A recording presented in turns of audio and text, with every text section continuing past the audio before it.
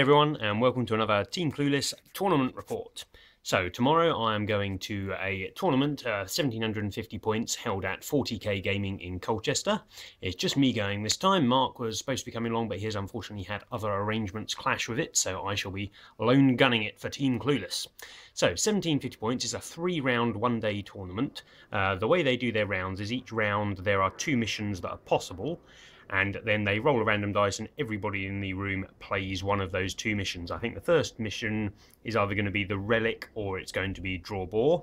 The second one is going to be Big Guns or the Scouring, and then the last one is going to be the Emperor's Will, or it's going to be Purge the Alien, the Kill Points one.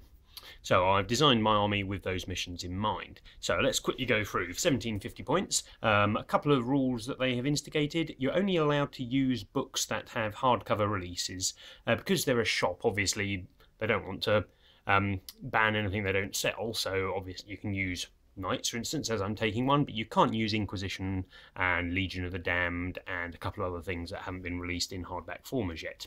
This is probably going to be the last 6th edition games I get to play, so I'm really looking forward to them, see out an edition that I thoroughly enjoyed, and then roll in 7th edition for next week.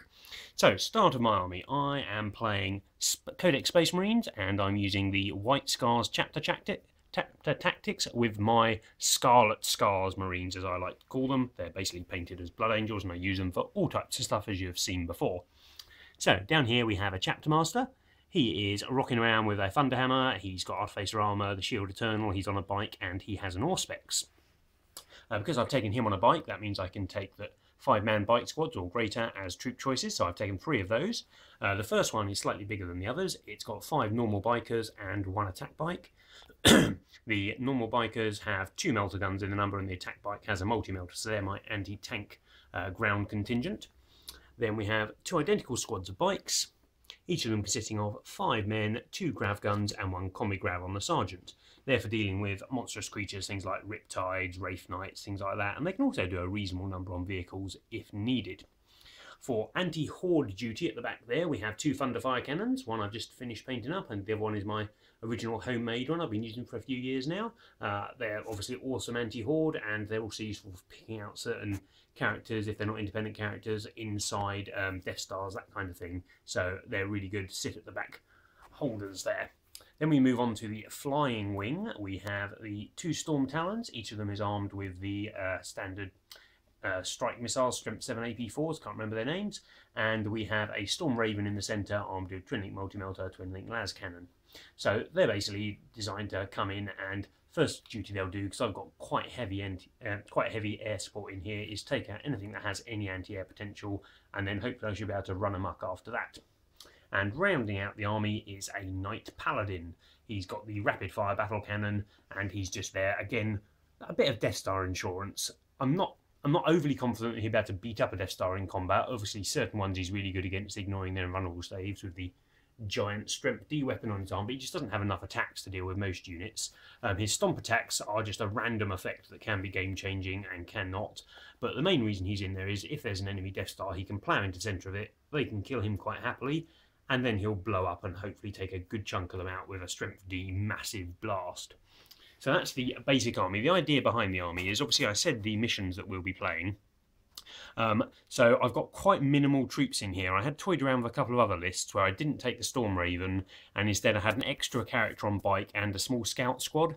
But in the end I was taking kind of like a Dark Angels Librarian and things like that, or a Space Wolf Rune Priest, but they weren't optimal for what I wanted them to do, and the scout squad or the Grey Hunters in those cases just didn't really seem to fit the army. The army's got real mobile elements for its scoring, so I decided I'll keep at the minimum. I've got 3 scoring choices, but say in the first game it's either Relic or it's Capture and Control, I think that's what it's called, where there are 2 objectives. So there's not that many objectives to go for, and in the Relic I can get forward with my bikes and then turbo boost backwards and keep it along with the Chapter Master bike squad, and I should be able to hold it quite significantly well, so I don't really worry that much in that mission. The middle mission, which is either Big Guns or the Scouring, I obviously have 2 extra fast attack choices and 3 heavy support choices, so I've got a load of extra scoring for the middle mission, whichever it is. And then for the final one, that's the one that's got the real danger.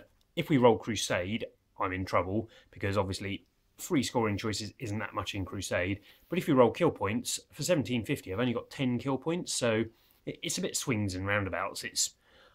I'm happy with the list as is, but I suspect at the end of tomorrow I might be saying, oh, wish I'd had another troop choice, but then I wouldn't have all of the other goodies in the list. As I said earlier when going through it, I've got anti-horde with the Thunder Fires, anti-tank mainly with the Knight up there and the Storm Raven, and obviously the 3 bike squads are chock full of special weapons which can deal with a lot of targets, but they're mainly monstrous creature bait, and the melter guns are obviously anti-vehicle with the Chapter Master being able to take more or less anything in the game in close combat. The 2 Storm Talons are just so good for their points, and they can just put a lot of high strength shots onto any target. They can deal monstrous creatures, vehicles. I mean, they put out 7 shots, so they can put quite a lot of wounds onto just standard infantry and things. So that is my general battle plan. A few other options that I might go into during the day is, if the opponent looks like he's got loads of ignore cover, low AP weapons, like maybe a Tau with a buff suit attached to a Riptide, and he can wipe out a bike squad in a shot before my Air Force comes in, which is my main way of dealing with them, I can in fact reserve all of my bikes if need be, and just deploy 2 Thunderfire cannons and a Knight. Because the free flyers don't count when you halve your army and you round up for what you're allowed to keep off the table, I have 1, 2, 3, 4, 5, 6, 7 units, so I only have to deploy 3. The 2 Thunderfires and the Knight have all got near table range, even if you're playing Hammer and Anvil, so they can set up at the back, hidden in cover, and just keep on opening fire if need be, and then I can roll on with the bikes and the Air Force when I get them from reserve. That's the only other real kind of like fault I really see with the list, is I have no reserve manipulation. There's just not enough. There's not a need for an Aegis defense line and a comms relay, and I've got no space to try and fit in a Psycho who could possibly get the prescience power that lets you re-roll your dice to get stuff in from reserve. So I'm just going to have to go with luck. I can obviously use the Storm Talon's escort ability, but we'll see what happens when we go. So that is my list for tomorrow. Wish me luck. I'll try and do a little report after each game, and then just a roundup at the end of the day. But there won't be any car noise, because obviously filming myself while driving probably isn't the best plan. Thanks, speak to you in a bit. Okay, so I'm here at 40k and I've played my first game. I played against a really nice opponent I've played a few times before. I think his name's Jason. I apologise if I've got that wrong, but I think it might be Jason.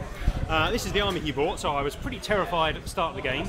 There are 4 Helldrakes, 2 Demon Princes, that one there's just the spare, and then a load of cultists and some obliterators, so it's mainly a Helldrake list. There's a lot of bikes here today. As you can see, the round 1 is still ongoing, so loads of stuff about. Looking around the tables, there's lots of bikes, lots of Eldar Wave Serpents, a few Imperial Knights, and a couple of Tyrant players over there, and even one brave guy with Blood Angels at the back there. So, story of the game. We rolled to a random mission and we got a Relic, and it's on Vanguard Strike this game. I was really pleased we got Relic. The other one was going to be Capture and Control, which I wouldn't have been anywhere near as good at.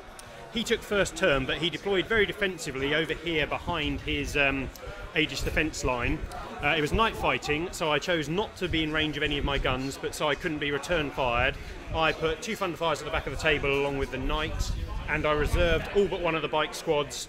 The bike squad that was on the table had the Chapter Master at the front. On my first turn, that squad went forward, grabbed the Relic and retreated with it using their turbo boost, and I basically spent the entire game positioning my Chapter Master so that I could always take the saves on him from the Helldrakes. I think he got down to 2 wounds at the end of the game, and a couple of the squads had lost numbers, but I hadn't lost actually any squads because there's lots of line of sight blocking on the table, so I was basically just doing loads of quite technical positioning, and I had quite a lot of firepower to take down Helldrakes. The 2 Demon Princes went down by turn 2 due to grav gun shots.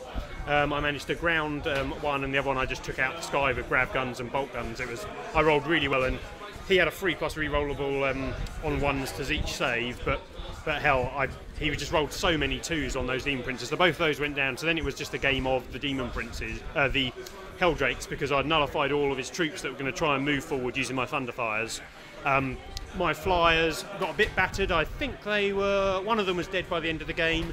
The other 2 were still alive on a couple of whole points down. I'd killed 3 of his Helldrakes, and it was just, I made loads of 2+ saves on my Chapter Master, but I always had squads spare that if his squad had gone down, I can move in with one of the other 2 bike squads and take the Relic, because I was going second. So I was pretty confident past turn 3 because I hadn't lost enough models to really worry me. I managed to grab all 3 bonus victory points because I killed his Warlord, which was a Demon Prince that had gone extra toughness, so he was 6 toughness Demon Prince. I killed him and got First Blood and Warlord from him, and then last turn I managed to sprint a 1 wound attack bike across the table and scored First Blood. So, doing well so far. I've got maximum points, so I think I'm probably playing Phil next, who is bringing 48 Space Marine White Scar bikes. Not sure how that's going to go. I'll report back after the game. Okay, so I've played my first game. I was playing against Phil, one of the guys who runs a stall. I've played against Phil a few times, and he's a pretty good player, and he has brought a really nasty list. His list consisted of 48 Space Marine bikes with loads of grav and plasma. Each of these squads had a multi-melter in as well. He had Khan leading them, and then he had 2 Stalkers and a Whirlwind, which I killed. I got first turn here, and he deployed basically halfway up the table using his scout move. So my knight ran forwards and managed to engage his big squad of 10 guys, including Khan, which I was pretty happy with getting there. My other squads did quite a lot of wounds. I think I killed total, including the Knight's Charge, nearly 20 bikes turn 1, which was a really good return. My Thunderfires did a few wounds. I deployed 1 squad here, 2 squads over here. I'd done a little bit of refuse flank, but most of my points over here. And Phil had destroyed squads more or less across the whole table. I'd whittled down about half his bikes this side, and then the Titan charged in. He had 1 multi-melter in the squad that could hurt it, and it hit with its snap firing for its Overwatch, and then it rolled a 6 and penned me, and then it blew me up, so it dealt me 3 wounds, which was pretty bad. Got to combat, I killed a few bikes, and my stomp was pretty ineffective, rolled badly on that. And then he used his melter bomb and he penned me again and rolled another 6 for damage and did me another 3 hull points. So it took him 2 attacks, one of them a snapfire, to kill my knight. The knight blew up but didn't really hit anything underneath its main template. I got a few on the periphery, killed a few more bikes, but that was an appalling start to turn 1. During my assault phase I gave him First Blood with a 400 point model. It was pretty unlikely, but it happened. So his turn 1, he moved forward. He didn't roll particularly well on his turn 1. My 2 bike squads over here I think took 1 casualty, maybe 2 casualties. Over here he killed 4 of my bikes and my Thunderfire cannon, which was pretty nasty. My then 1 remaining bike failed his leadership check and ran off the board. So the game at this point was going pretty badly for me. My flyers all came on turn 2, and I thought, yes, this is gonna rescue me, because Phil's army not brilliant versus flyers. The Stalkers are okay, and he'd wisely reserved them, so I couldn't target them. So I brought all my flyers on over here, giving me cover, and I fired all of them with every shot they had into 6 bikes Phil had down there. I killed 1 bike with my 3 flyers, so that was shocking. He just didn't fail a 4+ save or a 3-up save. Other than that, my Tech Marine ran out and was going to engage Khan's squad because he didn't really have any close combat weapons to hurt me. I had a pretty good chance of going through the squad. Unfortunately, he overwatched me with his multi-melter and killed me with that. The other 2 bike squads moved up and tried to engage one of his bike squads. Similar to him last turn, I did 1 wound with 2 bike squads firing. Pretty poor. Then next turn his Stalk came on, killed 1 of my Storm Talons. The game at that point was pretty much over as my flyers just hadn't done any damage when they came on. And Phil had so many bike squads left and so many on 1 bike. I forgot to say this mission was Crusade, so there were 5 objectives scattered around the board, and he's got loads of 1-man bike squads, so I just really couldn't pick them off, unfortunately. The next couple of turns he whittled down my big squad of bikes with the commander in, and he thoroughly wiped out a squad over here, and his 2nd Stalker killed my 2nd Storm Talon. We got to, I think it was either turn 4 or 5, Khan and my Chapter Master met in the middle. He was outnumbering me, I think 15 to 1 at the end of the combat. Maybe 10 to 1. He had 2 rerolls, so it was just over 10. We managed to draw combat because he rerolled all his invulnerables and he couldn't hurt me. I hit and ran out and then charged back in on my next turn. Challenged Khan again and splattered him with a Thunderhammer, so I killed him. It was a bit of a moral victory because he then retreated with all of his bikes and killed my Chapter Master, and at that point we called it an end to the game. I still had a Storm Raven and a Thunderfire left, which Phil could have easily killed given another couple of turns, and I had nothing to score with, so game was over at that point. Well played to Phil. It's a really tough army to play against. That many bikes scouting forwards, and as you can see on this table, there's really not much line of sight blocking. The only proper line of sight blocking I have is down here. So I didn't really have the option of hiding from his bikes. Considering I deployed first, he could have counter-deployed to that and gotten round the edges, so I had to be aggressive, and he just outnumbered me so much, and I didn't deal quite enough damage on turn 1. So, good game, Phil. Phil is now well in the lead of the tournament, and he's looking good for next game. I am back into the middle of the pack. Okay, so it's the end of my game 3. I played against a young gentleman that I think his name was Hamish. Blimey, I remember the name. He was playing an Eldar Dark Eldar Beast Pack army. Standard staff, it had 2 Wave Serpents, 1 Wraith Knight, a couple of squads of Jet Bikes, giant squad of Chimera with 2 Farseers and the Baron inside. We were playing Big Guns Never Tire, and we were playing Hammer and Anvil. He rolled his psychic powers and he literally got the perfect psychic powers. He got Fortune, Doom, he got Misfortune, he got Prescience, he got Guide, and he got the reroll your reserves one, Squire's Gaze. I got first turn, it was night fighting. I set my Thunderfire slightly forward over there, basically to push his Beast Pack back. I had 2 squads of bikes over here which were using this nice line of sight blocking bit of terrain there, and the other squad of bikes was hidden back there. I deployed my knight front and centre, and that was where he was intending to take the game to the Beast Pack, which were deployed over here. 2 Wave Serpents back here, Wraith Knight back there, and he reserved all the little stuff. He also had some Dark Eldar Cabalite Warriors. The game basically progressed. I moved my knight forward, turn 1, turn 1 I fired. I attempted to orbital bombard and get rid of the Baron turn 1, failed to do so. I did very little to him turn 1. I think I damaged the Wave Serpent. On his turn 1 he moved his unit forwards, but I'd killed enough of it so he couldn't really get within charge range of the bikes, and he didn't really want to tackle with the knight. And his Wave Serpents plinged off but didn't really do much to my knight. I think he took 1 whole point. Turn 2 is where it really swung in my favour. I had 1 Storm Talon come on, but it managed to take out a Wave Serpent. My grab bikes moved forwards and dealt 3 wounds to the Wraith Knight. My Knight Titan engaged his Beast Pack. He killed a few of them, but the Stomp failed to roll the 6, so I couldn't get rid of the Baron. So he hit and ran out, went over there. On his next turn, he ate my squad of bikes there. His flyer came on and killed my flyer. And then, oh, sorry, he had a flyer, I forgot to say that. And his Wave Serpents again failed to do a whole lot. Then the next turn my other 2 flyers came on. I killed his flyer, or certainly dealt it enough damage so it was out of the game enough. The bikes down here moved forward and put the Wraith Knight down to 1 wound. Over there the Knight engaged the Baron squad again. This time he failed his hit and run, so he was locked in for a guaranteed 2 more turns with me.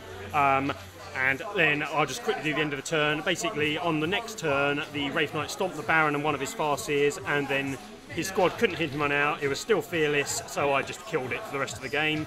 My 2 flyers dominated his flyer off the board. Then my 2 Thunderfires, along with 2 squads of bikes that I had got to his backfield, mopped up all the Wave Serpents, all the bikes, and all of his other units. So at the end of the game, I claimed 1 objective that was here, 1 that was over there. My 2 Thunderfires claimed the 2 at the back, and the 1 in the centre, my Storm Raven, even though it was heavy support and it's big guns, it was a little too tall to get the objective because it was on the floor. The only things he had left, I think he had left 2 Chimera in his Beast squad, but other than that I had tabled him, and we called it a game at that point. So overall, really good game. A few rules issues came up in the game about kind of like Wave Serpents, whether their shield counts as a weapon, so reply below and see what you think. We in the end went that it didn't because the tournament judge told us to 50-50 it. Other than that, it's been a really good day. The only person I've lost to was Phil with his evil bike army, and I believe Phil just lost in the title deciding bout to a 3 Imperial Knight list backed up by Imperial Guard with Death Strike missile, so that was pretty interesting. I had 3 really good games against 3 different armies, which I really like. So I played Chaos, I played Space Marine Bikes, and I played Eldar. Obviously, all of them were pretty good tournament lists. So I was quite pleased with how my army came through them, considering, I mean, everyone always says that bad luck is the reason they lose, and I think even if I'd have rolled averagely to good, Phil would have probably taken me in the second game just because his army could splinter into so many units, but I was a bit annoyed that my knight did nothing that game other than kill himself, so I was really pleased that this game it did exactly what I took it for. I took it as a Death Star deterrent, it moved forward, it engaged his Death Star, it killed his Death Star, so certainly worth taking in an army for that reason. You just need to be careful of stuff that can hurt it. So now I'm going to pack up and head on home. Let me know what you think below, and if you attended the tournament, stick your results down. Let us know how you came and how you thought of the tournament. Cheers guys, thanks for watching.